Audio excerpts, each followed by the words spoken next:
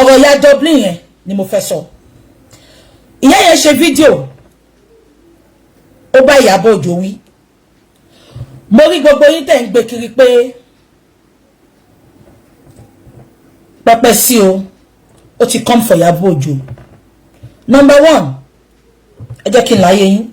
Ẹ wò mí dáadáa o. I'm not in any group. Àgùntàn mi ò jẹ́ lábẹ́ Gẹ̀ẹ́sì everybody. Ìgbà tó gún lé gan mo dúró tán ni. One man mo po ni mi. Mi ní group. Mi ní BJ fans. Just if you like me naturally. I don't have to prove anything or lie to my audience before they like me. Ṣé nǹkan tí mo sọ yìí? Now, ìyá yẹn ṣe video, mo play video yẹn, analyze àbí ní 2 days ago. Mo fẹ́ sáré sọ̀rọ̀ nípa video yẹn kí n tó lọ sí. Mo fẹ́ sáré sọ̀rọ̀ nípa video yẹn kí n tó lọ sí gbogbo nǹkan tó ṣẹlẹ̀. Ṣé ń gbọ́? Now, nínú video yẹn, ìyá yẹn sọ pé kí ọmọ ya wèrè tí gbogbo ìrandíran wọn yìí bá ya wèrè, ọmọ Iyabo Ojo èyí tó lọ ṣokodo ní Tanzania tó sọ yẹn di marriage, gbogbo ẹ̀ náà lẹ́yìn máa gbọ́n bí ṣe bíbí láti máa ń sọ ẹ̀ là ń parọ́ ni, gbogbo ẹ̀ ló máa tún, gbogbo àṣírí yẹn la máa tún bíbà. Ṣé ń gbọ́ mi? Ìgbà ìyá yẹn sọ̀rọ̀ ó ní kí Iyabo Ojo kó yé máa flaunt ọmọ ẹ̀. Ṣé ń gbọ́ mi? Mo ti play kíní yẹn fún yín, gbogbo yín lẹ gbọ́ mi tún fẹ́ play ẹ̀ because ó máa pẹ́. Nǹkan tí ìyá yẹn wá sọ, àwọn èèyàn wá ń gbé kiri, wọ́n ń bú ìyá yẹn. Ṣé ti rí? Màá sọ reason tí ìyá yẹn fi sọ àwọn nǹkan tó ṣe yẹn fún yín. Mo ráwọn èèyàn tó ń sọ pé ṣe báwọn ti sọ fún Iyabo kó má súnmọ́. Ìyá yẹn ò jẹ̀bi ọ̀rọ̀ tó sọ fún Iyabo yẹn. Màá sọ fún yín lálẹ́. Ṣé rí Iyabo Ojo olórí burúkú èèyàn ni, aláyé bàjẹ́ èèyàn ni, she's a user. Ìgbà tí ìyá yẹn tó fi Lizzy sílẹ̀ tí ò gbèjà Lizzy mọ́, Iyabo Ojo lọ súnmọ́ àbí ìyá yẹn bẹ̀rẹ̀ sí ní, ìyá yẹn close mọ́ Iyabo Ojo. Ṣé rí nǹkan tó ń ṣẹlẹ̀ láàrin Iyabo Ojo àti ìyá yẹn is a matter of Iyabo Ojo want to eat his cake and have it. She wants to eat her cake and have it. Ṣé Yorùbá yẹn yẹn ṣá? Iyabo fẹ́ jẹ cake, ó tún fẹ́ have. Iyabo fẹ́ bá ìyá yẹn ṣe. Sorry, Iyabo fẹ́ jẹ́ kí ìyá yẹn máa ja ìjà òun, but kò fẹ́ súnmọ́ ìyá yẹn. Ṣé mo rí sí tí ó fẹ́ fi súnmọ́ ìyá yẹn? Ìyá àbíkú ápú àti ìjókòó ti afọkúgba ìbátà, wọ́n máa ti sọ fún pé má súnmọ́ ìyá yẹn o. Ṣé ń gbọ́ mi ṣá? Ìyá yẹn ja ìjà Iyabo, ó ń gba búlẹ̀tì fún Iyabo, gbogbo nǹkan ló ń ṣe fún Iyabo. Iyabo ò fijọ́ kan kò fi reason tí ìyá yẹn fi show tantrum ni mo sọ fún yín o, kò kàn ní bọ́tà sọ fún yín ni o. Èmi mo rí di gbogbo nǹkan tó ń ṣẹlẹ̀, mo dẹ̀ dí mú. Now màá wá play nǹkan kan fún yín tí mo fi sọ bẹ́ẹ̀, tí mo fi wá gẹ̀ẹ́tì pé ooo so nǹkan tí ìyá yẹn fi ń show tantrum ni màá play fún yín láìpẹ́ yìí. Ẹ dúró, mo bọ̀, ẹ dúró. Ṣé ń gbọ́ mi? Now, ṣé ń gbọ́ mi? Because ìyá yẹn ń jà fún, ó ń ṣe gbogbo nǹkan fún. Iyabo Ojo ò fijọ́ kan kó gbé fídíò ìyá yẹn kó share rí. Ṣé ń gbọ́ mi? Ṣùgbọ́n immediately tí Adé Buhari, ṣé ń gbọ́? Immediately tí Adé Buhari tó ń gbèjà Iyabo share video Adé Buhari lẹ́ẹ̀mejì. Ṣé ń gbọ́ mi ṣá? Iyabo share video Adé Buhari lẹ́ẹ̀mejì. Ìyá yìí máa bínú. Ṣé ń gbọ́ mi? Tó bá jẹ́ yìí náà, ẹ fira yín sípò ìyá yìí. Ìyá yìí tún fi mọ́ra. Ìyá yìí lọ sí Tanzania. Ṣé ń gbọ́?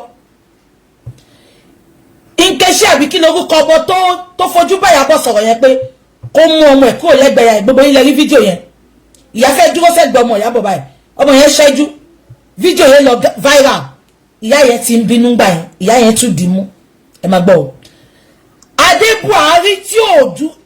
Adé Buhari ò dídì gbèjà ìyá Adébùhárí mo bá yín jà o but tó jẹ́ kẹ́mi mi máa sọ tọrọ ẹ lè ṣe show fún mi ní dá yín lóhùn but èmi kò fẹ́ sọ tọrọ mo fẹ́ clear ni ká tó bọ́ sí nǹkan tá à ń ṣe mo fẹ́ kẹ́ mọ oríyàn tí Ìyábọ̀ jẹ́ ni ṣé ń gbọ́ mi Adébùhárí tí ò gba búlẹ̀tì fún ọmọ ìrí tó yẹ pé ìgbà t'Adébùhárí àti Lizzy jà l'Adébùhárí ṣe ló ń gbé Ìyábọ̀ tó fi ń jà Ìyábọ̀ ti share fídíò Adébùhárí lẹ́ẹ̀mejì kò dẹ̀ share tìyá ẹ̀ nígbà kankan ẹ̀dìyẹn mú ìgbà tí ìyá yìí ń ṣe birthday Ìyábọ̀ òdìdí gbéyà ẹ̀ sórí page ẹ̀ ó gbé sórí story ni ṣé ń gbọ́ mi kò dẹ̀ tún gbé sórí story nìkan kò ṣe pé Ìyábọ̀ dídí kíyà ẹ̀ sórí story ó lọ share happy birthday tí ìyá ṣàjẹ́ tó fi wish ìyá ẹ̀ Ìyábọ̀ lọ share no ẹ jẹ́ ká sòótọ́ èmi ò gbèjà yá yìí o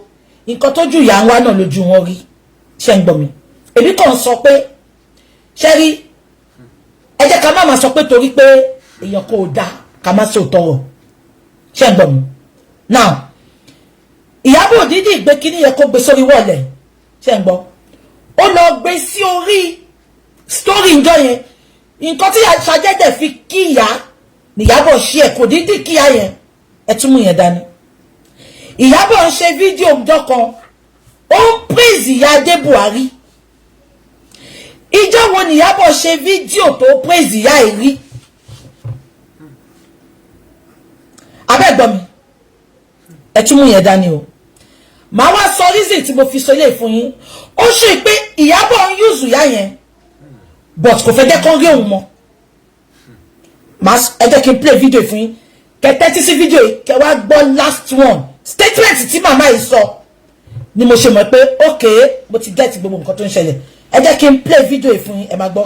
tí bí kú Ìbàdàn gbogbo ẹ̀jẹ̀ nílá tó ń rán ní Ìbàdàn Ìbàdàn ń bẹ̀rù èèyàn Ìbàdàn ń bẹ̀rù èèyàn. mo bá Ìyábọ̀ wù ká ló sọ fún yín pé èmi àti Ìyábọ̀ àlè ṣọ̀rẹ́ kì í ṣọmọ mi àmọ́ yín mọ̀ post ẹ̀ because I'm a veteran blogger. I post whatever I see on social media. Inú yín dẹ̀ ti dùn. Bóyá tí gbogbo yín yá yọ̀, kìíní kan, àwọn tí... Ìyábọ̀ ò lè bọ́ mi. Tẹnu kan, Ìyábọ̀ ò lè bọ́ mi. Mi mẹ́tọ́ lówó ju mi báyọ̀ bó sùn lówó gẹ̀ nìkan. O kò lè bọ́ mi. Orí mi ò lè padà dé o. Kò sí nǹkan kan tí mo fẹ́ gbà lọ́wọ́ ẹ̀. Ìwọ fẹ́ wọlé sọ́dọ̀ bọ̀bọ́ yìí bó ṣe wọlé sọ́dọ̀ Lizzy Anjorin. Ṣé gbọ́ statement yẹn? Adébùhárí ló bá wí ń bíbáyìí. Ó fẹ́ wọlé sọ́dọ̀ Ìyábọ̀ bó ṣe wọlé sọ́dọ̀ Lizzy Anjorin ṣe rántí pé ìyá Esabod yìí ló kọ́kọ́ ń bá Lizzy ṣe ìgbà tí Esabod àti Lizzy jà Adébùhárí wọlé sí Lizzy lára ó bẹ̀rẹ̀ sí ní gbèjà Lizzy ó ń búyà ṣe gbọ́ sẹ́tẹ̀ tí àyẹ̀ sọ́ṣá ó ló fẹ́ wọlé sọ́dọ̀ Ìyábọ̀ bó ṣe wọlé sọ́dọ̀ Lizzy Adébùhárí ni ìyá ń bá wí bẹ́yẹn ṣe ń gbọ́ mi ṣá now ẹ jẹ́ kí n sọ kíní kan fún yín ṣé rí ọba ńlá ló ń jáde Buhari ìyá ọba ńlá ló ń jáde Buhari so nǹkan tí mo gbọ́ ní ṣé ń gbọ́ tí mo fi sum up everything now kí mo fẹ́ fàyọ ìyá yìí sọ statement kan mo ráwọn èèyàn tó sọ pé ọmọ Ìyábọ̀ Òjó influencer ni ṣé ń gbọ́ ọmọ Ìyábọ̀ Òjó influencer ni pé kò lè sọ pé kó má ṣọ́ ara ẹ̀ ìyá yìí ò sọ pé kó má ṣọ́ ara ẹ̀ o ó ní time tó lóyún yìí ṣé ń gbọ́ ó ní time tó lóyún yìí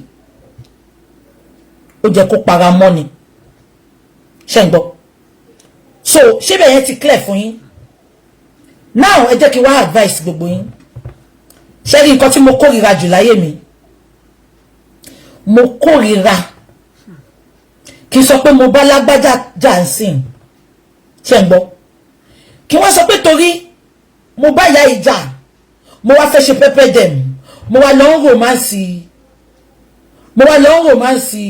ta ni ìyá ń bá ṣe náà mo lọ ń romance ẹ jẹ́ ká fi ayé ṣe example Àbíkẹ́ mi ìbá Àbíkẹ́ jà o but kí wọ́n máa post Àbíkẹ́ kí máa share Àbíkẹ́ mi share Àbíkẹ́ tẹ́lẹ̀ o ṣùgbọ́n torí mo fẹ́ fi Àbíkẹ́ pẹ́pẹ́ màmá mo wá bẹ̀rẹ̀ sí ní share Àbíkẹ́ gbogbo yín stupid ẹ̀yin tẹ́ máa ń ṣe ẹ̀yin tẹ́ máa ń wà yẹn many of you are cowards. Ìgbà tá ń ṣe fracas gan ẹbí anybody. Tí bá sọ pé ó ti dàárọ̀ mo dá wà ní. Kó wá lọ máa gbé èèyàn ẹ jẹ́ kí n sọ fún yín ẹ̀yin tó ń gbé tó fi ń pẹ́pẹ́ èèyàn yẹn ẹ jẹ́ kí n là fún yín lẹ́nu. Ṣẹlẹ̀ tó lọ gbé yín tó wá fi yín pẹ́pẹ́ èèyàn tó ń gbé yín mọ́ra sí kò nífẹ̀ẹ́ yín o. Kò nífẹ̀ẹ́ yín o. Ìtòrò fẹ́ fi yín báyọ̀ jà ni. Ṣé ń gbọ́ mi ṣá? Òun lẹ ṣe rí pé tí Lizzy Anjorin bá ti bá gbogbo wọn jà wọ́n wá lọ máa gbọ́mọ Iyabo ṣe ṣí èrè ní ẹgbọ́mọ yín náà. Àwọn tó jẹ́ pé wọ́n ṣí Iyabo tẹ́lẹ̀ abẹ́ gbọ́ mi wọ́n ṣí Iyabo wọ́n bẹ̀rẹ̀ sí ní máa ṣí ẹ̀. Make it make sense. Àgbàlagbà ní yín náà. Àti ẹ̀gbọ́n àwọn ọmọ òpó náà àwọn ajá Iyabo tó ń ṣe ó ń bọ́ wọn ní náà. Abẹ́ gẹ̀ẹ́tì mi ni tó bá bẹ́yàn kọjá dúró lórí ọwọ́ ẹ má tẹ̀ ṣe bí ipò exist. Abẹ́ gẹ̀ẹ́tì mi ni ẹ wò bàtọ́ ní Lizzy lọ sí Ìdúmọ̀tà yẹn ẹgbẹ́ àti Lizzy ń jà burúkú àṣọ rẹ̀ bó ṣe ló lọ sí Ìdúmọ̀tà yẹn mo sọ fún ẹni tó sọ fún mi ṣe wọ́n ti pè mí ṣẹṣẹ́ òní ẹni tó sọ fún mi fẹ́ ṣe bí òfófó ni kémi náà lè gbé kí n fi bàjà kí ni mo ṣe gbogbo ta lẹ́sẹ̀kẹsẹ̀ mo ní kò lè ṣe bẹ́ẹ̀ ó jẹ́ kémi náà gbé ní àbí kémi náà wá lọ join àwọn tó bẹ̀rẹ̀ sí máa I don't do it because let me tell you the truth àwọn tẹ́ ń gbé tẹ́ fi ń báyọ̀ jà wọn ò nífẹ̀ẹ́ yín okay ṣé ìyá ọba ńlá tó ti bú Iyabo rí ni Iyabo can never like you ma kò lè like yín ó máa use gbogbo yín ni she wants everybody to fight a battle tẹ́ ẹ̀ bá báyọ̀ ṣe mọ́ ẹ dúró lórí ilé ní tó bá bu yín ẹ bu kò ní ìdíkà ṣẹ̀ṣẹ̀ lọ máa gbé fọ́tò ọmọ kan bàbá kan kábà sọ pé à ń praise ẹ̀ it doesn't work like that kò rí bẹ́ẹ̀ yẹn àwọn coward ló máa ń wù abẹ́ yẹn come for me I come for you tí ìbàdí fẹ́ sọ̀rọ̀ máa pa ẹ́ tì abẹ́ gẹ̀ẹ́tì mi sá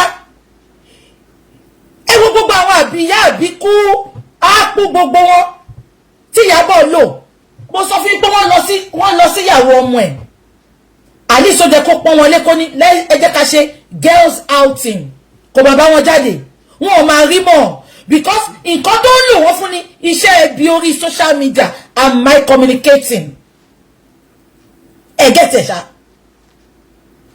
mi ìbúyà èmi àti ọba ńlá àjà but I think it's high time ìwọ tó ti bú mi rí tó bá sọ pé torí ọbẹ̀ nìkọjà òfin wa máa gbé mi mọ́ra do you think I will be your friend mi ní bínú sí ẹ o but stay on your freaking lane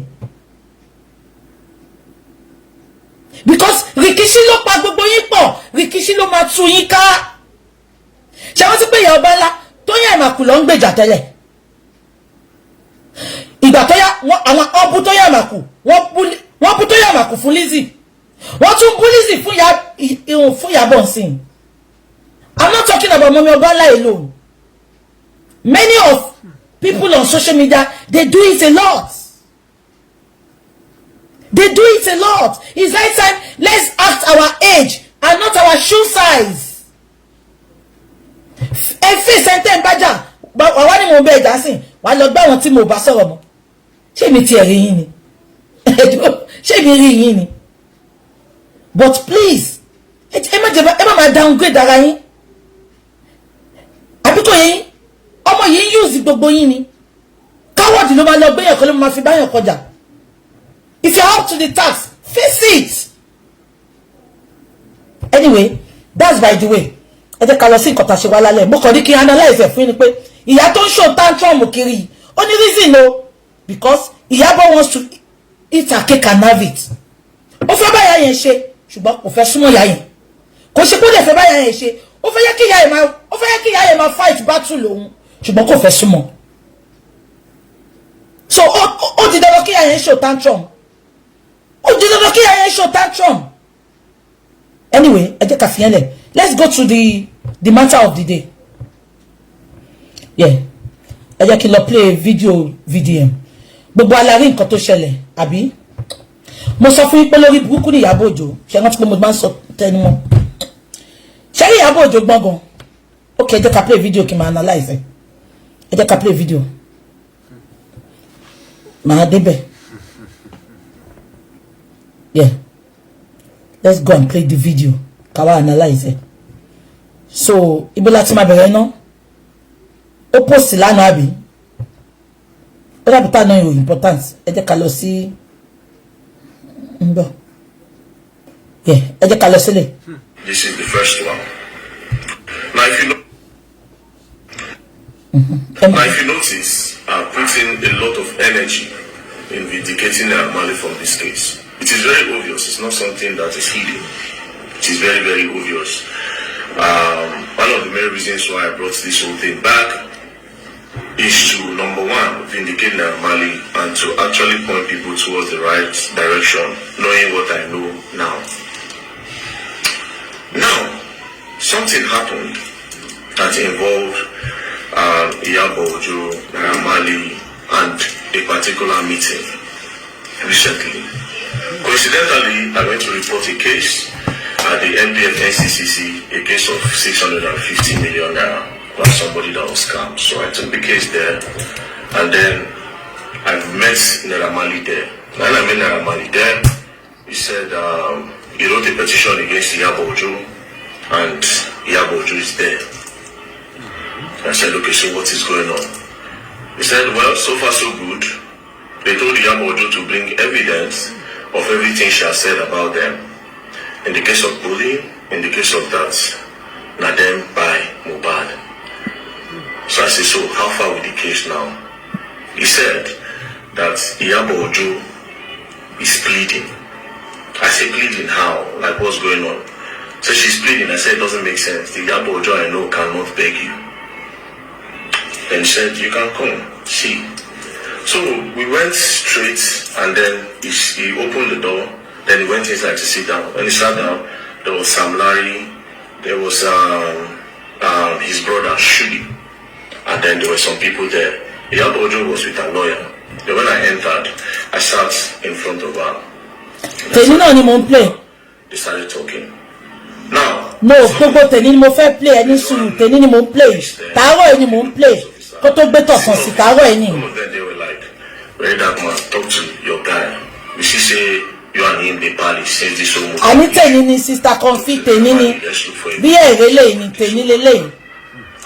Tèmi lélẹ́yìn sister confit tèmi lélẹ́yìn. Àárọ̀ èlò ṣe lẹ́yìn.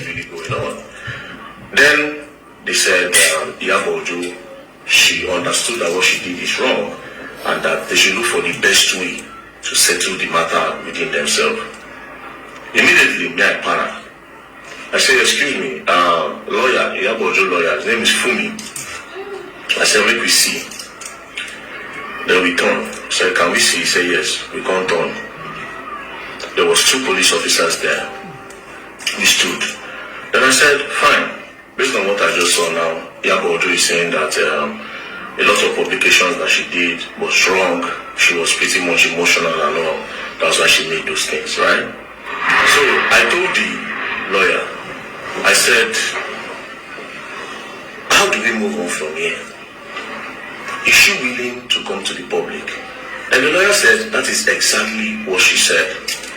That she will go to the public and let the public know that this is what happened and that she is sorry for actually being emotional about this whole matter.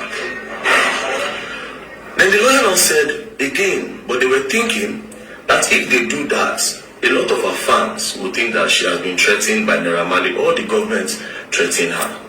That Iyabo has suggested that they will not apologize, but if Amali releases a new song, they will help him promote it, and that gradually people start welcoming. Ṣẹ́gbọ́,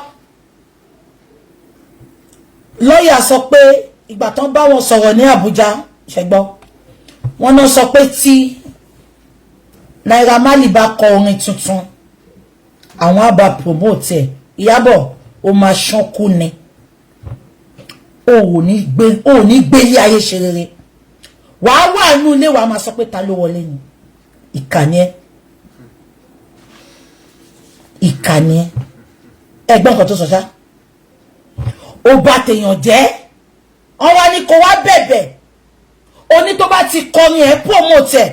olórí burúkú ó sọ Naira Marley di àdúrà aláyé bàjẹ́ ìwọ sọ pé tí Naira Marley bá kọrin ẹ̀ promote ẹ̀ ṣé bó ṣe promote àdúrà tẹ promise nìyẹn àbó ti gbàgbé pé bó ṣe promise àdúrà nìyẹn tẹ gbé àdúrà níjọ́ kan tẹ ìgbé mọ́ olórí burúkú ẹ ó bẹ̀rẹ̀ sí ní promote àbókí eléyìí bí eyín ṣọ́fẹ̀lì wèrè Tanzania wèrè tó jẹ́ pé wèrè tó pa ìyá ẹ̀ ló máa pòun náà gbogbo nǹkan tó ṣe fún Naira Marley pátá ó máa jẹ́ ti ọkọ ọmọ ẹ ó máa jẹ́ tọmọ ẹ àtọmọ ẹ ọkùnrin ẹ jẹ́ ká máa gbọ́ lọ. Naira Marley back.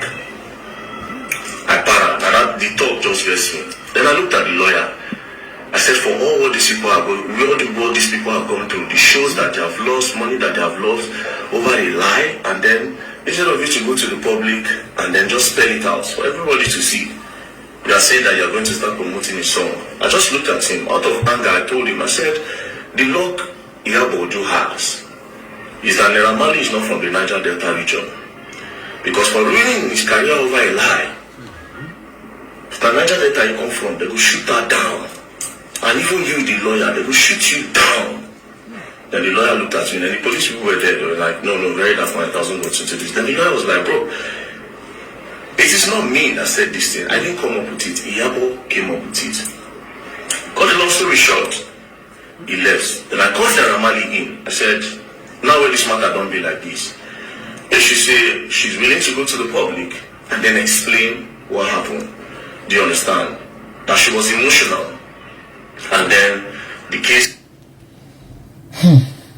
Ṣé ń gbé lórí burúkú Iyabo aláyé bàjẹ́ tí ò ní jèrè láyé tí ò ní jèrè lọ́run ẹ má gbàgbé pé nígbà tí àwọn ọmọ Tanzania ẹ mọ lady kan tó update fún ọmọ ẹ̀ tó ti fòbò jagun títí láàrin àwọn musician Nàìjíríà ìgbà tí orí kan ṣe kan wọ́n wá lọ dọ́ǹpù àlòkù ẹ̀ sí Tanzania ṣọmọ gidi kan lọ fara Tanzania agbá àwọn ọmọ tó gbé ìlú òyìnbó kánà ọmọ tó gbé ìlú òyìnbó ń sìn á ní fine ọmọ ìlú òyìnbó lè fẹ́ anybody because ibi tó dàgbà sí ni they grew up in a multicultural country am I communicating so ọmọ ìlú òyìnbó bá fẹ́ Tanzania máa ní ibi tó dàgbà sí ni ìwọ odinjẹ ọmọ Naija ló gbé Naija ló dàgbà sí ó wá fẹ́ settle ó wá lọ settle fún ọmọ Tanzania ẹ ti máa pọ́ lórí burúkú ìyá ẹ̀ gbogbo ìkà tó ti ṣe ó mọ̀ pé tó bá dúró sí Nàìjíríà ó máa padà lè tẹ́ sọ fún ẹ kò lọ fẹ́yàn nínú moon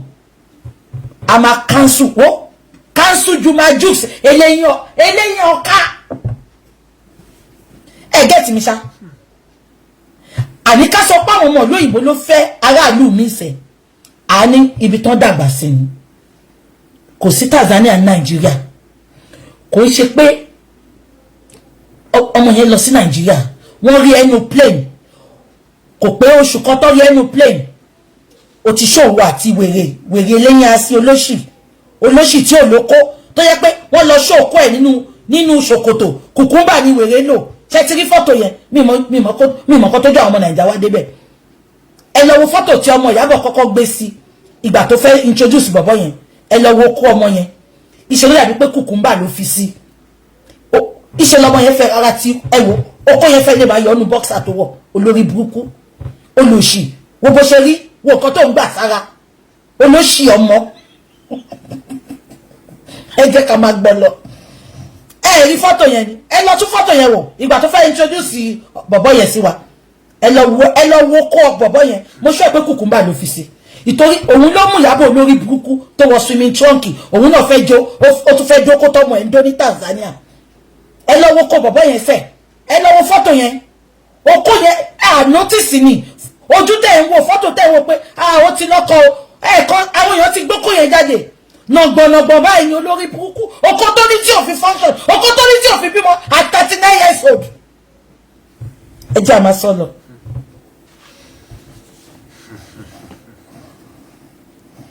ẹ má bínú ẹ̀yin tèmi ẹ ti rẹ́rìn ẹ gbọ́ mi ṣá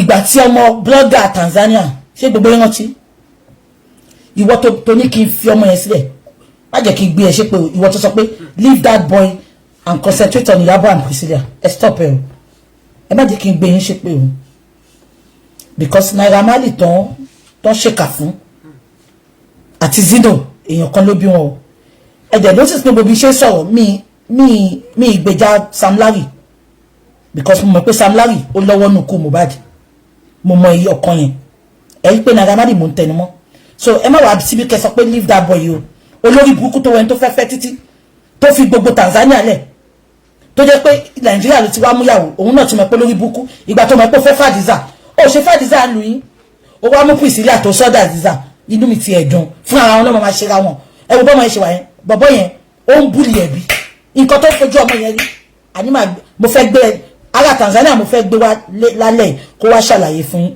ṣùgbọ́n kò gbé fóònù ó dàbí ti lọ bí iṣẹ́ ìgbà tó mọ̀ pé ó fẹ́ fẹ́ Àdízà ó wá Àdízà nù lù yín olórí burúkú eyín ọ̀ká ó wá mú Priscilla ó sọ́dà Àdízà ó wá sọ pé wedding tẹ́ ṣe yẹn kọ́ is not church wedding it is blessing ẹ wo bó ṣe rídíkù pastor omorore ìgbà táwọn náà fi ṣọ́ọ̀ṣì lẹ̀ tó wá sábẹ́ igi ọ̀pẹ ó ní ṣe church blessing ṣe ti rí update yẹn ó lóun ò tọrọ èèyàn kankan ó lóun ṣe church blessing fóun ó ní blessing ní pé kò ń ṣe wedding ìyìn abadébẹ̀ yẹn ẹ jẹ́ ká lọ síbi tá a fi wá lálẹ́ ṣé wọ́n ti ìgbà tí blogger yẹn sọ pé kóhun àtọkọ ẹ̀ kan kó ṣì dànù ṣé rántí ipe àwọn fẹ́ vote ẹ bá mi kọ̀ǹkọ̀ ṣé rántí mi ò bí gẹ́ẹ̀ yẹn bú ọmọ Ìyábọ̀ kí lọmọ Ìyábọ̀ ṣe ó sáré bọ́tà ó update fún gẹ́ẹ̀ yẹn ó bú gẹ́ẹ̀ yẹn ṣé rántí ẹ kọ̀ǹkọ̀ kéde rẹ́rìn báyìí ẹ kọ̀ǹkọ̀ fún mi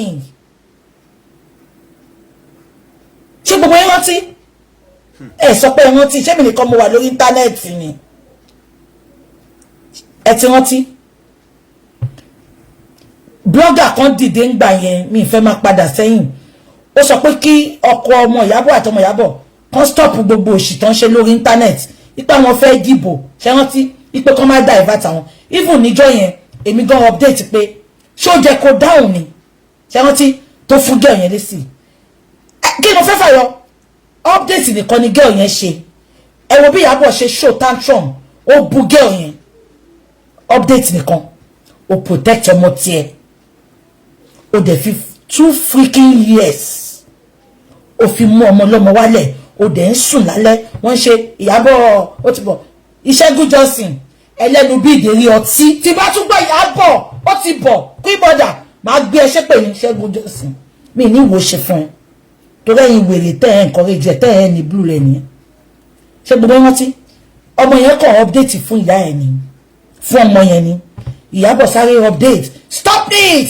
má fọmọ mi pa máa ṣú ẹbí ṣe jẹ́ so ìwọ lè sọ yẹn ó dẹ̀ more ní 3 good years ó fi bà tọmọ lọ́mọ jẹ́ ẹ jẹ́ ká máa gbọ́ lọ ibẹ̀ kọ́ mú lọ mo kàn ń bring mind yín padà ní kẹ́ lè mọ̀ how evil people can be Ìyábọ̀ gbogbo àdúrà tó bá ń gbà lórí ọmọ Ọlọ́run ò ní tẹ́wọ́ gbà ṣó fẹ́ gbọ́ because Ọlọ́run ò ń ṣèkà ìkànnì you are evil mo kórìíra ẹ̀ èmi náà ń sọ àánú èèyàn ń pẹ́ ṣe mí tí n bá tiẹ̀ fẹ́ búyàn mọ́ màá kàn ìdún ẹni ẹ̀ pé wo mo ti ṣe tó dẹ́ fílẹ̀ bó tíjọ́ tí máa sọ pé mo fẹ́ dákẹ́ fún gẹ́ọ̀ yìí pé kí n má bù mọ́ èmi yẹn máa tún tì mí pé má dákẹ́ fún àṣé nǹkan burúkú tó ń ṣe lẹ́yìn àṣé òun lọ́lọ́run ò jẹ́ kí n dákẹ́ fún Ìyábọ̀ gbogbo nǹkan tó ń ṣe láyé ló máa jèrè kó tó lọ láyé wàá yá wèrè bí ìyá ẹ èmi náà sọ mo ń sọ ẹ sọ pé mò ń parọ́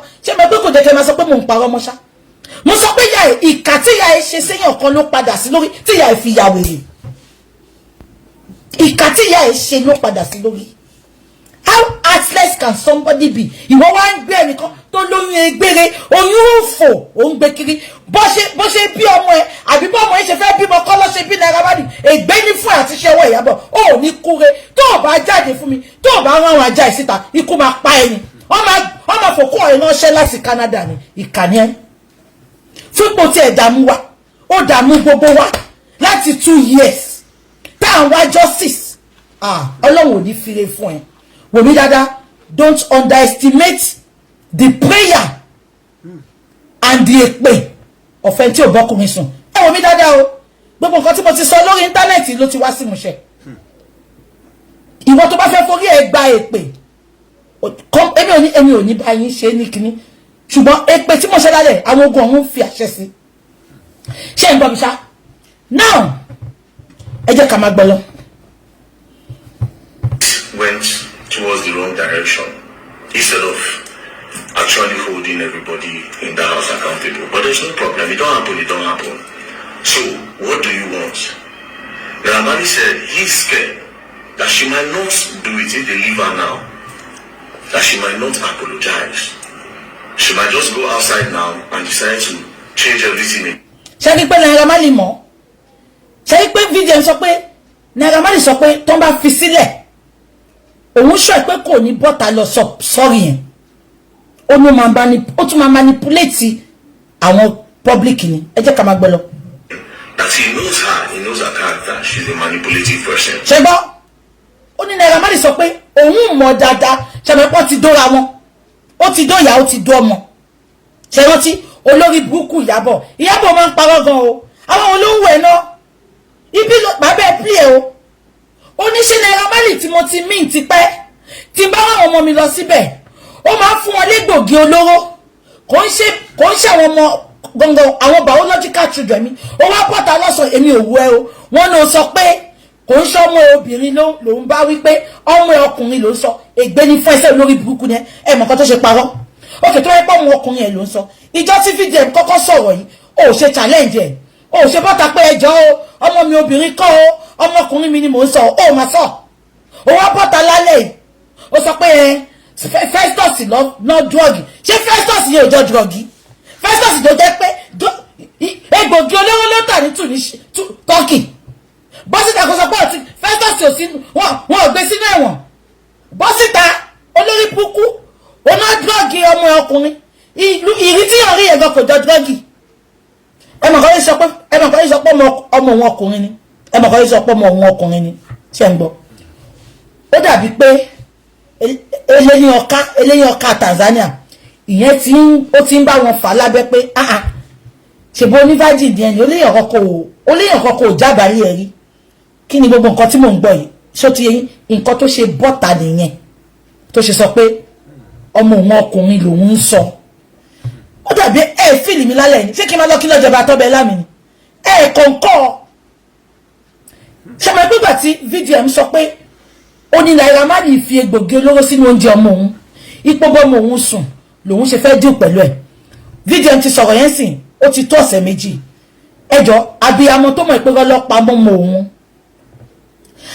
abiyamọ mọ̀ bọ̀ ẹ jẹ́ kí n máa mọ̀ bọ̀ ẹ jẹ́ sáré bọ̀ abiyamọ tó mọ̀ ìpé ọlọ́pàá mọ́mọ́ òun ẹjọ́ kí ló jẹ́ kó ṣe lẹ́sẹ̀kẹsẹ̀ abọ́ta pé irọ́ ni ọmọ mi kọ́ o VDM I will sue you ìjọ òun sọ fẹ́ pọ́ ọmọ mi ni ọmọ mi ọkùnrin ni mo sọ bọ̀ kò sọ látijọ́ yìí àbí kò yìí kò sọ látijọ́ yìí ó wá bọ́ta lẹ́ni ó ná ọmọ ọkùnrin òun ó lóun lòun sọ make it make sense abẹ́ ẹ̀gbọ́n ni forceful entry ó bọ́ta ń jọ sọ pé wọ́n ṣe forceful entry fọ́mọ ẹ̀ èyí ló wá ń bọ́ta àníwò àti lọ́lá àlàwọ̀ ẹ̀ lè kúre lọ́lá àlàwọ̀ ló ṣì elephantiasis ẹ jẹ́ ká máa pè é lọ. I told him, I said, well, we'll call the police people in. They called the police people in. We spoke. Some of the police people were saying if she's willing to apologize, Naira Marley, let's see how this thing is going to be. Then if she doesn't apologize, then they bring her back. But if this thing goes to court, she'll definitely pay dearly because everything, literally everything, bullying and everything was all a lie, right? Videos being doctored, a lot of things. You know, a lot of atrocities happened that time. Naira Marley left. When he left, I sat down. Now something in me told me that something crazy might happen, right? And I went outside. When I came back, they said they needed to see the director of NPF NCCC so that they'll table the matter in front of him and then they can know the way forward. That was how everybody went to the director's office. Iyabo Ojo's lawyer, myself was there. Naira Marley was there, Sam Larry was there, Naira Marley's brother Shudi was there. Now, before the meeting, I just told Naira Marley, excuse me, you understand? So apparently Tonto Dike was coming. I told Naramali, excuse me. Naramali excused me. Then we went outside. I told him, I said, see, you see this matter? You are not taking it the way you should take it. He said, but he has forgiven. That's na Allah, na go judge. But since she has come forward to say she's going to apologize and let the public know that he does not hold anything against her. Now, me trying to be extra, I told him, I said, no, make them detain her. You understand? I said, make them detain her. He now said, well, that he does not think it will solve anything. I said, if the director is talking, slam the tape and let them know that they finished your career. Naramali still said, that's okay, he's going to do it. Finally, he said he's going to do it. Then he now entered. When he entered, Toto Dike entered. We all sat down. I sat down because the conference table, Samnari was here, Iyabo was here, Iyabo sat down here, Naramali sat down here, Toto Dike was here, Naramali's brother was there. They started talking. While they were talking, she apologized. Now, Samnari, Naramali asked her one question. Before Samnari, Naramali asked her one question. He said, in everything you have said about me, is there no one thing that is true? Is there no one thing? He now said, you said, at least let one thing be true, let me know that I'm a bad guy. At this point, I swear to God, I almost cried. Let me play. I felt very emotional. With that one question, he said, you said. He said, Moki, Bami mo man bínú sí nǹkan tẹ́ man sọ. Ẹ ló fẹ́ lọ jà asylum ní Canada. Make it make sense. On what ground? On what ground? Ibi tẹ́ ti fẹ́ lọ jà asylum ṣé on ní béèrè nǹkan tó ṣẹlẹ̀ ni. Ṣé obi ko bako ṣe man fún yan we ni ṣá. Please ẹ jẹ́ ká àwa onílàkàyè là ń wà lórí platform yìí. Ẹ má yẹ ká máa sọ̀rọ̀ bí àwọn lórí burúkú ajá Iyabo. Àwọn illiterate. On what ground? Ṣé gbogbo yìí tí Ìyáde Buhari update yẹn tó sọ pé gbogbo ilẹ̀ ló gbà ní Canada. Wọ́n tàn candle. On what ground? Ṣó fẹ́ pa ni. Ó parọ́ ó bà kàrí èèyàn kọjẹ́, ó wá ní ó sá lọ, ṣó fẹ́ kò ṣe gbogbo ilé náà máa fi wọ́n now. On what ground? Gbogbo ayé ló ti mọ̀ pé oníṣẹ́ ibi ni Iyabo. Báwo ló ṣe fẹ́ rìn? Ẹ má máa sọ gbogbo nǹkan báyìí náà bẹ́ ṣe ń pariwo pé Ìwọ̀nmi náà lọ jà asylum níbo. Mo sọ pé Nàìjíríà tí ò ní tó wà lawless, Nàìjíríà tó jẹ́ pé lórí burúkú ni wọ́n, ibẹ̀ ni gbogbo wọn ti lè ṣorí burúkú tó ń ṣe yìí. Wọn ò bí àṣànàdá kókó Nàìjíríà. Ṣé mo sọ pé Iyabo fẹ́ sneak ẹ̀ bọ́ta nù Nàìjíríà ni? Kò ṣe try ẹ̀. Kò ṣe try ẹ̀. Mo rí tí ìyá ọba ńlá sọ pé gbogbo àyè ló gba anything. Nǹkan tó àwọn máa ṣe anything fún ẹ. Ìyá ọba ńlá mi búyín o. But me ní kẹ́ má support ẹ̀ tẹ́ fẹ́ support. Let me clear myself tonight. But ṣẹ́tìrì tí ẹ̀yin àgbàlagbà tẹ́ bá wà nílùú. Tẹ́ bá lè call a spade just because you want to fight somebody is disappointing. Wọ́n nágbà kí wà lọ́jà kórí ọmọ tuntun wọ́. Mọ̀mí ọba ńlá. Mo mọ̀ pé ẹ fẹ́ fi Iyabo bá Lizzy jà ni. But you should have done it in a good way. You kept updating, you kept lying, you kept supporting evil. Iyabala. Ìyá Dublin yẹn lè mi fi òpó jẹ kó ṣe nǹkan tẹ̀ ń ṣe. But at the time, ìyá yẹn ò lè stand the nonsense mọ́. Ìyá yẹn sòtọ̀rọ̀. Mọ̀mí ọba ńlá. Kò sí bẹ́ẹ̀ ṣe lè fẹ́ fi jà tó. Àwọn kọ́kọ́ wà ó pè kẹ́ má gbé. Ó pè kẹ́ má update ẹ̀ kẹ́kọ̀ọ́ look away. Ẹ wá update. Ẹ ń ṣe ọmọ mi máa mọ̀mí ọba ńlá ẹbí ọkùnrin ẹbí obìnrin. Ẹ̀yin náà sọ pé ọmọ yín ń kọrin bó tẹ̀ yẹ pé mi ìmọ̀ ọmọ yín tó ń kọrin. Mi ìmọ̀ àwọn ọmọ yín gan. Ọmọ yín tó ń kọrin yẹn ìyá ọba ńlá kíyàn kọ́ wá dìde lọ́la. Bẹ́ẹ̀ ṣe ń gbàdúrà kọ́ ọmọ yín gòkè. Kíyàn kọ́ wá dìde lọ́la. Kó wá parọ́ mọ́ níbi tó bọ̀ tó ti ń kọrin yẹn. Kọ́ wá sọ pé kọ́ cancel ẹ̀ kọ́ má gbọ́ ohun ẹ̀ mọ́. Mọ̀mí ọba ńlá ṣé bẹ́ẹ̀ ṣe máa support ẹni tó sọ bẹ́ẹ̀ yẹn ni. Mọ̀mí ọba ńlá má jẹ́ ká máa ṣe báyìí. Naira Marley kọ́ ló ṣẹ̀yìn. Ẹ fèsì ẹ̀yìn àtẹni tó ń jà. Mi ní kẹ́ má búra yín kò sí èyí tó kàn mí. Ẹ ríra yín lẹ bára yín ṣe. But pé kí wọ́n máa lo gbogbo nǹkan tí Lizzy bá ti support àbí tó bá sọ pé òun náà support kẹwàá máa fi bá no mọ̀mí ọba ńlá ẹbí ọkùnrin inú mi dẹ̀ dúpọ̀ ọmọ yín náà ń kọ́ ni mọ̀mí ọba ńlá kódà please ẹ ti ṣe show náà bàtà kọ́kọ́ bẹ̀rẹ̀ justice kò sí èbúté ìbú bàbá Mohbad kò sí èbúté ìbú bàbá Mohbad gbogbo ilé ìtawárí pé ó ń ṣẹlẹ̀ ń sìn kọ́ mọ̀mí ọba ńlá please àgbàlagbà ni mi ní kẹ bá lizzy ṣe mi ní kẹ parí ìjà but ó ti so wà obvious pé people cannot trust you ẹ jẹ́ ká máa gbọ́ lọ. I dropped your children. Like they come to my house, I dropped them. That at least that one thing be true. Iyabo was just looking. At this point, I just shook my head. Now that part, even somebody was not saying, you said I bully Mohbad, that I collect money from boys, that I'm my this and my that. Can you clear the air on that or give me proof? I just want to see proof that I did all those things. Then Iyabo said,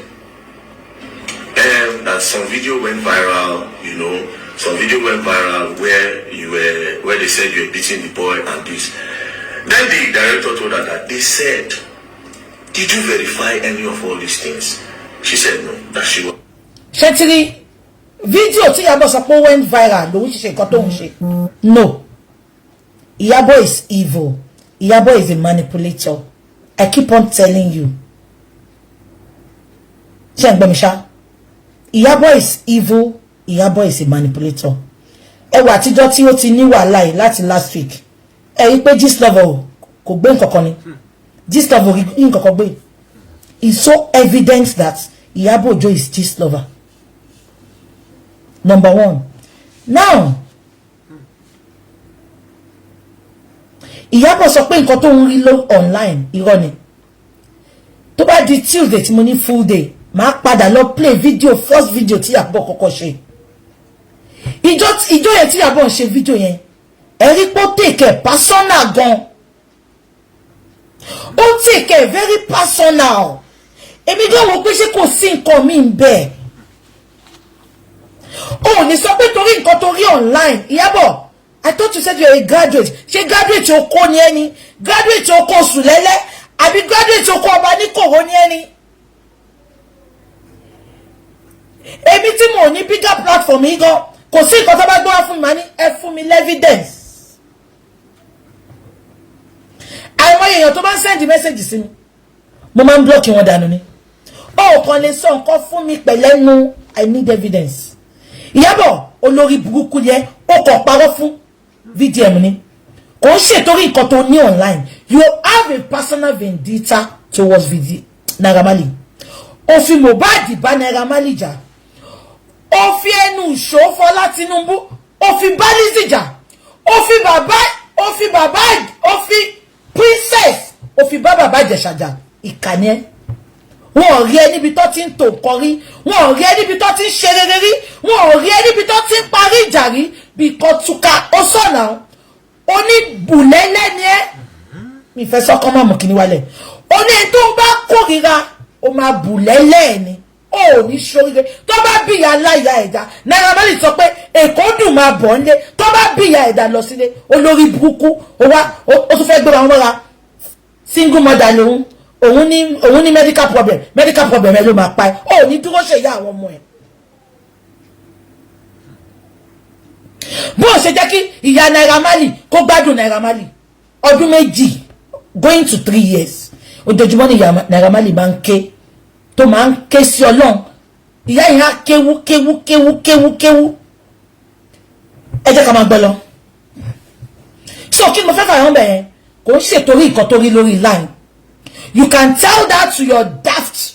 Àwọn olórí burúkú tó ń tẹ̀lé ẹ, àwọn ajá tó ń tẹ̀lé ẹ, àwọn elébi tó ń tẹ̀lé ẹ, àwọn yẹn ni kò sọ yẹn fún. Àwọn intelligent people la wà lórí platform yìí. Ẹ jẹ́ ká máa gbọ́ lọ. Ẹ má gbàgbé o, nǹkan tó rí lórí line.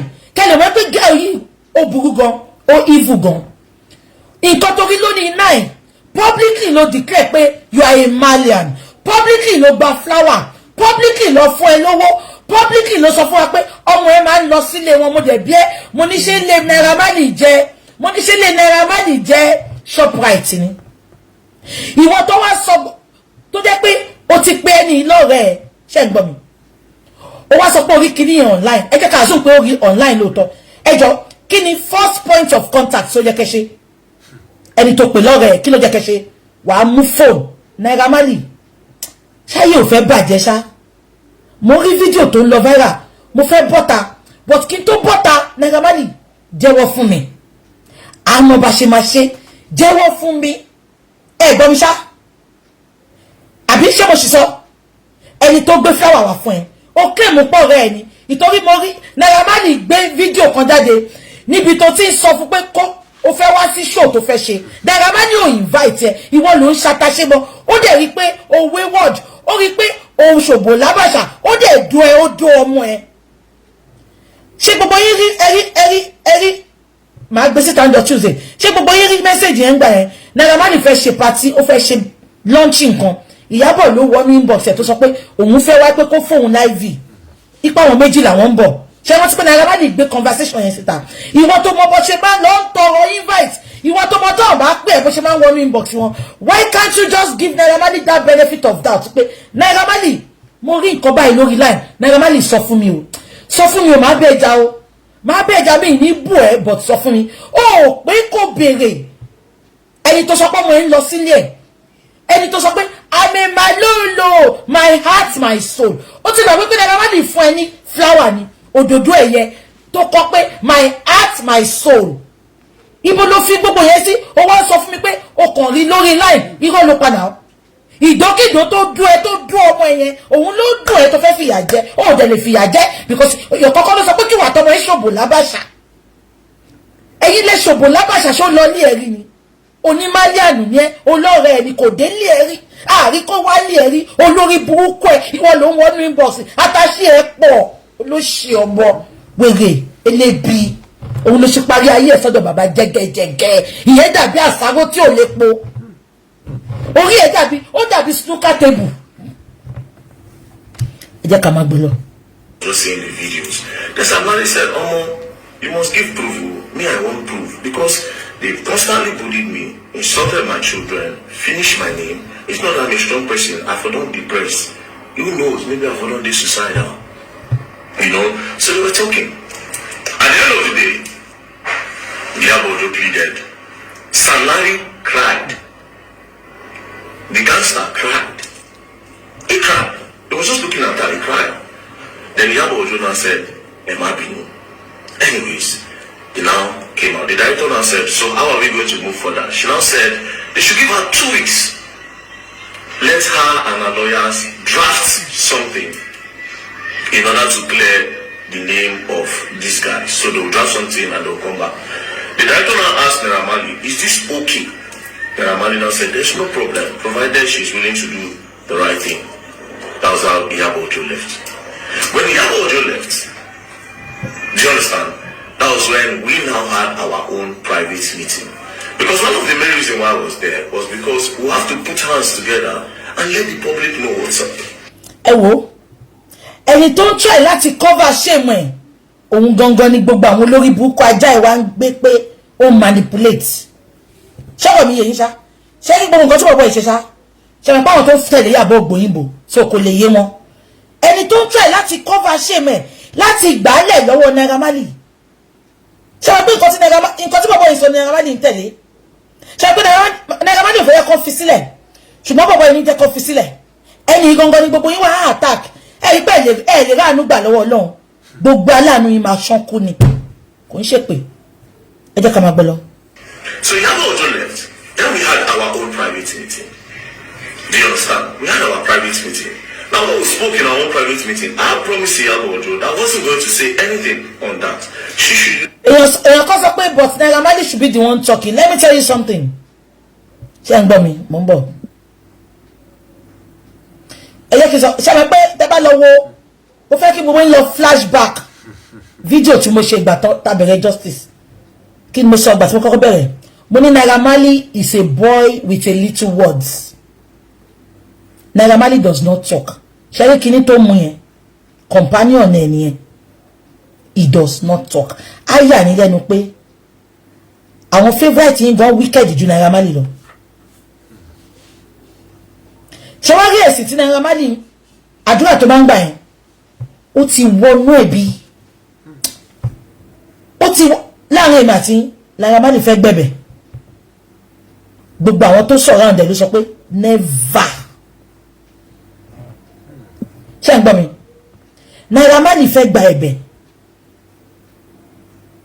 so èyí tẹ́ ẹ sọ pé white Naira Marley ò ṣe sọ̀rọ̀ mo ti sọ fún pé is a guy with a little words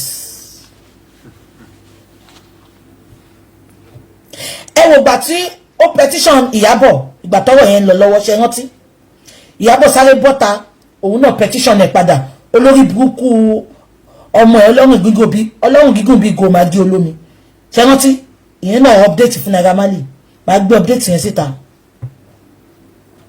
àṣẹ gbogbo wọn mọ nǹkan tó ń ṣe àti ìyá àtọmọ like mother like daughter àwa wí tó wọn sọ pé ìyá kan ìyá ẹ̀ ló ń post ẹ̀ tó bá yẹ pé ọmọ tó máa gbọ́ràn ni ọmọ tó ti já fún ìyá ẹ̀ jẹ ìyá tó ń jà fún ìyá ẹ̀ ní Dublin ó ní à má gbé fọ́tò ààrẹ o má kóra ẹ̀ síta o bí ìyá yẹn ṣe ṣòtàn ló gbé fọ́tò ló gbé síta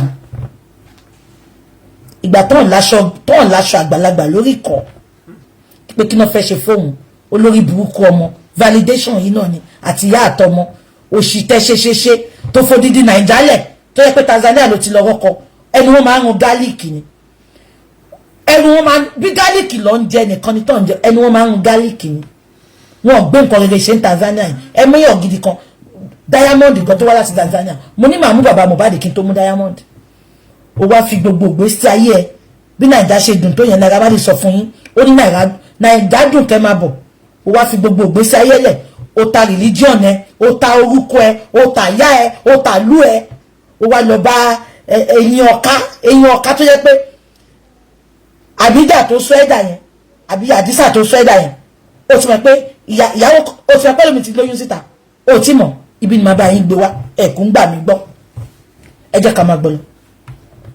Amounts to say it, right? Fast forward to Iyabo and the apology she was supposed to do. 3 days passed, nothing. 4 days passed, nothing. 5th day passed, nothing. Next thing, I just saw it on one small blog like this. QT something. One of all these small. Ṣẹ́rẹ́ tí bọ̀bọ̀ ìdárúkọ yẹn mo fẹ́ fún yẹn ní publicity olórí burúkú ló wà London. Ṣẹ́rẹ́ tí bọ̀bọ̀ ìdárúkọ ẹ lọ wo bó ṣe ń update. Ẹ lọ wo bọ̀bọ̀ bẹ́ẹ̀ ni ẹ ṣe ń update. Bí Gistlover ṣe máa ń kọ̀ nǹkan ló ṣe ń kọ̀ nǹkan. Màá wá prove ẹ̀ fún yín sìn ṣe mọ̀ pé second video tí VDM ṣe ó prove ẹ̀ fún wa ń bẹ̀.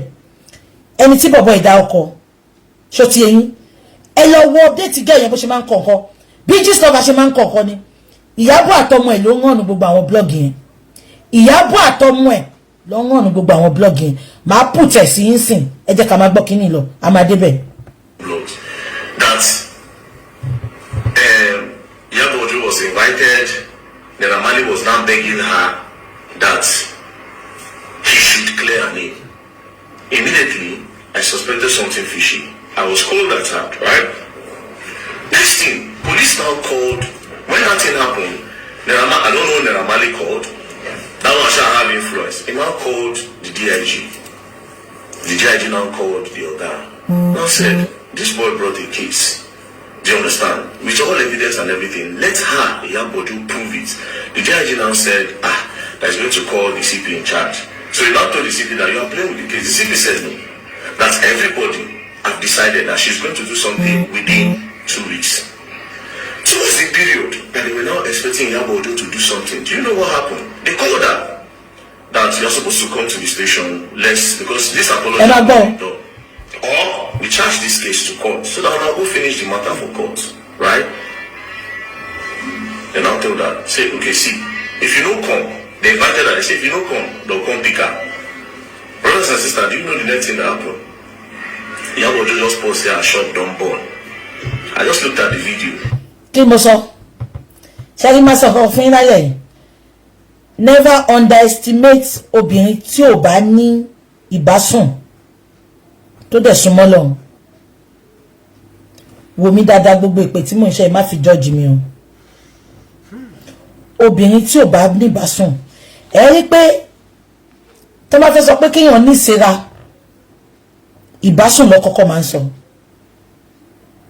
má sùn mọ́bìnrin má sùn mọ́kùnrin kò sí spiritual iṣẹ́ tó bá jẹ́ fún ẹ gbọ́n mi ṣá ọmọ ní má ṣe báyìí ìbásùn ló máa ń jẹ́ number 1 because ṣẹ́rí ìfàlẹ̀ àlọ́ àyà àbíyàn nǹkan tó jẹ́ fún yẹn ẹ rí pé àwọn wòlíì gidi ń ṣẹlẹ̀ gan tó bá ṣèṣì àbáwọn tó bá fẹ́ lọ síwájú pẹpẹ níjọ́ Sunday tó bá súnmọ́bìnrin àbọ́kùn ọkọ wọn wọ́n máa ń wẹ̀ ó máa ń ṣẹlẹ̀ ní mọ́ṣáláṣí náà àwọn àfáà yẹn wọ́n máa ń wẹ̀ kó tó wọ ibi àdúrà ẹ má underestimate mi o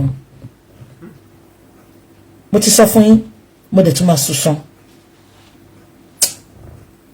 give or take ẹ má jẹ́ kí n parọ́ jẹ́ kí n calculate ẹ dáadáa tí mo ti súnmọ́kùnrin sìn I swear with my living God kò sí nǹkan tí mo fẹ́ parọ́ fún yín fún un tí mo ti súnmọ́kùnrin sìn mo decide láti para mi mọ́ ni o for many reasons màá dẹ̀ sọ̀kan náà fún yín ìgbà tá bẹ̀rẹ̀ fracas ní 2016 mo rí pé wọ́n lè gbé ọwọ́ kọ́wọ́ ṣó ti yé yín wọ́n lè rán ọkùnrin síyàn kó wá sùn pẹ̀lú yàn kó ya fọ́tò àtìgbà yẹn mo ti decide pé màá para mi mọ́ mo fi gbogbo nǹkan tí mo ní láyé búra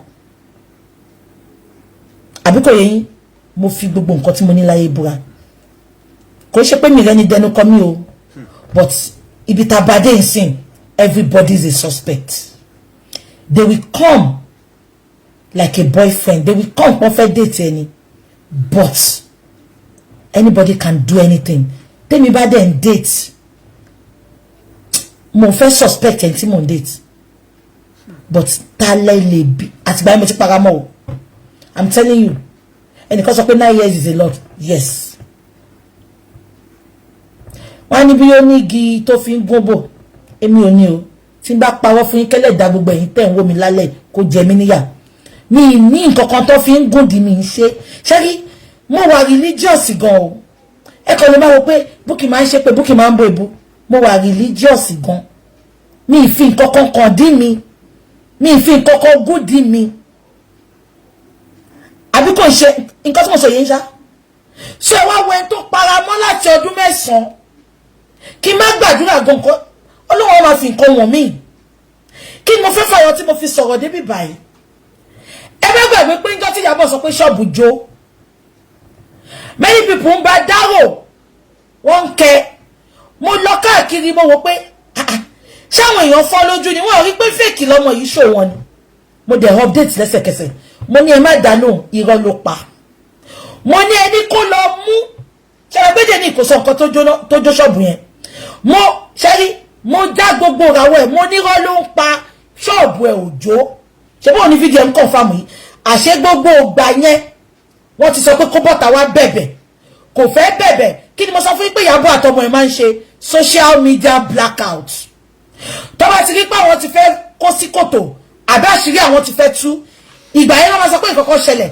ṣẹ́rí kò ohun Iyabo Òjó kó sáré gbé oyún ọmọ yẹn síta ìtorí nǹkan tó ń ṣẹlẹ̀ yìí lọ́n ṣe sọ pé àwọn ti bímọ wọ́n fi ṣe pity party fún gbogbo ayé ni kọ́ má bàa bú ṣe rántí pé mo sọ fún yín wọ́n pè ní social media blackout wọ́n fẹ́ gbé nǹkan kan tó máa cover nǹkan tó ń ṣẹlẹ̀ yẹn nǹkan tí Iyabo ṣe nìyẹn ìgbà tó sọ pé ilé jó ẹ̀rí pé lẹ́sẹ̀kẹsẹ̀ tá a já irú ẹ̀ kò sọ̀rọ̀ pa ẹ̀ mọ́ àwọn olórí burúkú tó ń gbé wọn gbé ó tún wá yá ṣẹ́rí kan tí fídíò ṣe sọ pé òun ò ní sọ̀rọ̀ mọ́ nípa kíní yẹn gbà ẹ̀ mo sọ fún yín gbogbo nǹkan tó lọ fi bẹ́ẹ̀ yẹn pé ṣọmọ ẹ̀ pọ́mọ ẹ̀ ṣẹ̀ṣẹ̀ bímọ ni kí ló máa mú Iyabo tọ́mọ ẹ̀ ò tí ì bímọ tó dẹ̀ sọ fún gbogbo ayé pọ́mọ ẹ̀ ti bímọ social media blackout ló ń pè Iyabo àtọmọ ẹ̀ ó ń wá a lot of things láti cover up fún gbogbo nǹkan tó ń ṣẹlẹ̀ òun ló ṣe sọ pé lẹ́jọ́ ó dẹ̀ rí pé àbá ẹ̀yẹ mo ní ẹ má dá lóhùn o ṣe wọ́n sọ pé mo kọ́kọ́ update mo ní rọ́ ló ń pa ẹ lọ wo page mi èmi ni mo kọ́kọ́ update nínú gbogbo èèyàn tó wà lórí internet èmi mo kọ́kọ́ jára wọ ẹ̀ mo update mi ìṣẹ́ṣọ́ ǹdọ́ yẹn very lengthy update ni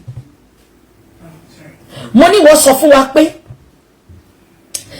àwọn fireman ló tètè débẹ̀ nílé kí táwa mọ̀ yẹn tẹ́ bá pe fireman wá ní kò sómi share kan àti table kan lójó ẹjọ́ kí Iyabo ṣe fi gbogbo nu shop wọn wá àṣírí ẹ̀ tún bẹ̀ yẹn social ẹ̀kọ́ sílẹ̀ ẹ̀kọ́ sínú diary yín social media blackout ló ń pè ọmọ ẹ̀ máa ń ṣe gan ẹ̀ rí pé nírọ̀lẹ́ yìí sìn bí VDM ṣe tó tọ̀ ọmọ ẹ̀ tún ti gbóyún jáde ó ṣí kùn sílẹ̀ social manipulation ni ọmọ yẹn ti dá fún ó ti dá fún ìyá ẹ̀jẹ̀ manipulation ni emotional blackmail ló ń pè because ṣẹ́rí ti lẹ́tà yẹn náà irọ́ ni o ìtorí Naira Marley ó ti ní kó lọ bẹ̀bẹ̀ ṣẹ́rí lẹ́tà yẹn Naira Marley lọ fẹ́ direct ẹ̀ sí pé ó rán yàn sáwọn àwọn ló kọ lẹ́tà yẹn o because mi ì rí bí téèyàn ti kọ lẹ́tà tó tún sign tó tún kọ date ó wá sọ pé wọ́n ti ń threaten ìyá òun láti May ìyá ẹ̀ wá gbé lẹ́tà síta ní July make it make sense social media blackout ni wọ́n fi pé bèbí ò tí ì ṣẹ́jú ẹ mọ̀ ó fi pé Ọlọ́run yìí ń gbà fóun ṣùgbọ́n wà ọmọ ọgbọ́n àti jí ẹ jẹ́ ká máa bọ́ lọ. I just shook my head. She now did a write-up. Immediately she did that write-up, and I also made a video that there was an agreement. We met. You understand? That was what triggered me to say we met, and we said a lot of things. But God will judge. I said God will judge. That's what touched me to say God will judge. Then I ended it. When I now started seeing a lot of damage control, that is why I started with the group chat. Now, even in the same group chat, I kept on keeping it clean because I didn't want to involve Iyabo in any of it. You know why? Because I was posting all those things so that she'll come back to her senses and say, let me just do the right thing. If people are innocent, they are innocent, right? Because I want part of the whole chat reeks of hate. I don't know. But again, one of the things you said when me and Iyabo just sat down face to face is I will not blame you for anything that you did. And every other Nigerians that came for the head of these guys, I will not blame you at all. You know why? Emotions were everywhere. But you know it fully well. See, these people have literally nothing. It's so crazy that even the part of the bullying of the boy, she knows. That is what is crazy. A lot of doctoring that they doctored all these things. Esabod, what to Iyabo Ojo ikú pa en tó bá gbé ẹsẹlẹ ikú pa wọ́n ṣọ́ntì ẹ̀ pé tẹ́lẹ̀ náà ni olórí burúkú àfòbòjagun olóṣì wo bí tí wà tọmọ ẹ parí ayé yín sí lọ́wọ́ ọkùnrin dé wo bí tó parí ayé ẹ sí bàbá jẹ́gẹ́jẹ́gẹ́ wo bó ṣe rí ìyẹn dàbí ahọ́n ó dàbí ahọ́n tó ń joyún mú níbi tẹ́ fẹ́ jẹ́ kí Nàìjíríà follow yín dé ẹ tún doctor nǹkan ẹ jẹ́ ká máa gbọ́ lọ. She knows.